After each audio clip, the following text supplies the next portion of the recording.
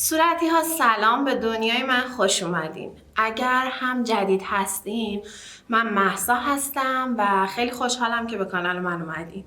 تو این ویدیو قراره که چند تا نکته کاربردی در مورد استفاده از ماشین ظرفشویی رو با هم مرور کنیم. با رعایت کردن این نکته ها هم ظرفامون تمیزتر شسته میشن و همین که شاید با بعضیاشون کار خودمون کمتر بشه، بعضیاشون هم باعث میشن که تو مصرف آب صرفه جویی بیشتری بشه.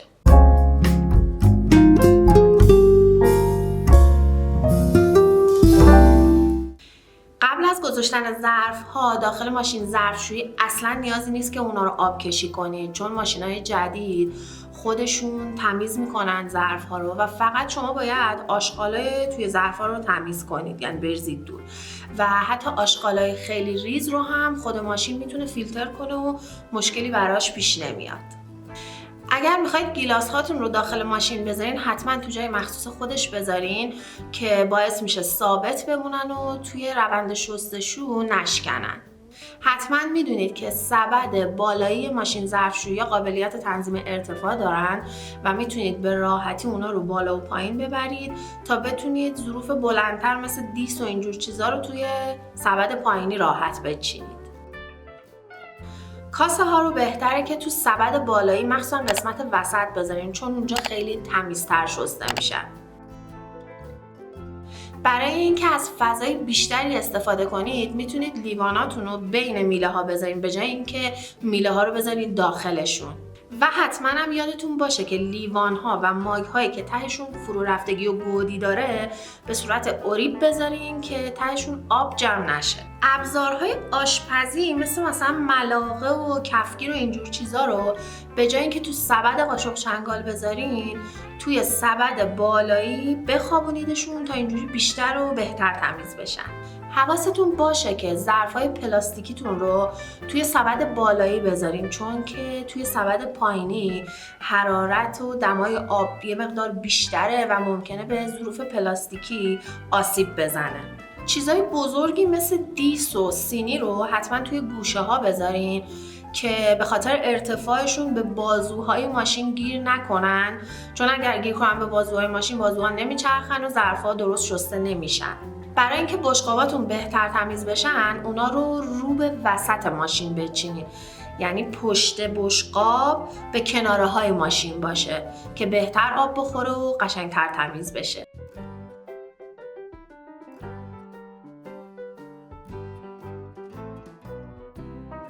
قاشق و چنگالا رو توی سبدشون به صورت برعکس بچینید، یعنی در واقع بالا پایین بچینید.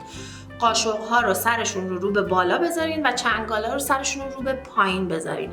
اینجوری قاشق چنگالا به همدیگه نمیچسبن و بهتر تمیز میشن. و اگر هم سبدتون مثل مال من جای مخصوص داره، اون رویش رو ببندین و قاشق چنگالا رو توی سوراخ‌های سبد بذارین، اینجوری قشنگ از هم فاصله میگیرن. دقت کنید چاقوهای نوک‌تیز و چنگالایی که تهشون نازکه حتما رو به بالا بذارین، چون اگر رو به پایین باشن از سوراخ‌های سبد میرن بیرون و باز بازوی ماشین بهشون گیر میکنه. یا اگر مثل سبد من یه قسمتی داره که کوتاه‌تره، داخل اون بذارید که حتی اگه یه ذره اومد بیرون نرسه به بازوی ماشین. و یه نکته دیگه در مورد بازوهای ماشین، چون خیلی مهمن دیگه، اونان که ظرفا رو میشورن، اینه که قبل از اینکه ماشینتون رو روشن کنین با دست یه دور بچرخونید بازوها رو، مطمئن بشین که به جایی و هیچ کدوم از ظرفا گیر نمیکنن. میتونید برای اینکه اسکاچا و برسای ظرفشوییتون تمیز و میکروب زدایی بشن، اونا رو با ظرفاتون داخل ماشین ظرفشویی بذارید. یه نکته‌ای که شاید براتون جالب باشه اینه که غیر از ظرف‌ها یه سری چیزای دیگه هم هست که میتونید با ماشین ظرفشویی بشوریدشون. مثل چی؟ مثل اسباب بازی بچه‌ها یا اسباب بازی سگ و گربه، ابزار باغبونی، مثلا جا مسواکی یا جا قاشق چنگالیتون یا حتی کلاهاتون. و اگر که ماشینتون برنامه مخصوصش رو داشته باشه، میتونید حتی سیب زمینی پیاز داخل ماشین بشورید، ولی این آخری رو حتما باید چک کنید که ماشینتون برنامه مخصوصش رو داره یا نه. حواستون باشه که 3 تا چیز هست که اصلا نباید داخل ماشین ظرفشویی بذارین. اولیش ظروف نچسب مثل قابلمه و مایتابه و اینای تفلون، چون ماشین ظرفشویی اون لایه نچسبشون رو از بین میبره. دوم، ابزار آشپزی چوبی مثل همین کفگیر و اینا هست، چون ماشین ظرفشویی میتونه به اون چوب آسیب بزنه. و آخر هم چاقوهای تیز و با ارزشتون، چون ماشین ظرفشویی بهشون آسیب میزنه و کندشون میکنه. برای شستن ظرفاتون از برنامه اکونومی یا اقتصادی ماشین ظرفشویی استفاده کنین و ماشینتون رو هم شبا روشن کنین. علتش هم اینه که برنامه اکونومی انرژی کمتری مصرف میکنه و وقتی هم شبا روشن میکنید توی تایم مصرف بهینه برق، در نتیجه پول برقتون هم کمتر میاد. و اینکه ظرفا هم دقیقاً مثل بقیه برنامه‌ها که پر مصرفتر هستن کاملا تمیز میشن. اگر وقتی لیوانا و ظرفاتون رو از تو ماشین در میارین لکه آب روشون مونده، اون موقعی که ماشینتون رو درش رو باز میکنین و بخار داره خارج میشه، یه دونه حوله روی در بندازین و در رو ببندین. اینجوری ظرفا سریع خشک میشن و هیچ لکه آبی روشون نمیمونه دیگه. شاید براتون پیش اومده باشه که یادتون نمیاد ظرفای تو ماشین شستن یا تمیزن، یا مثلا بقیه اعضای خانواده نمیدونن که ماشین ظرفا رو شسته، ظرفا تمیزن یا کثیف هستن.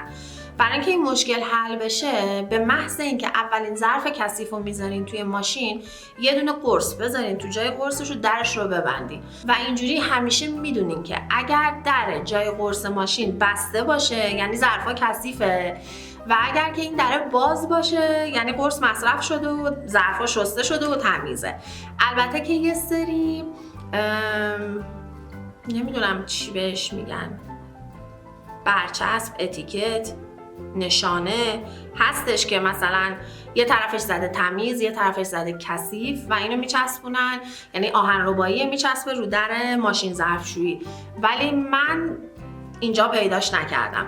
پس همون روش در قرص میتونه خیلی کاربردی و مناسب و بدون هزینه باشه.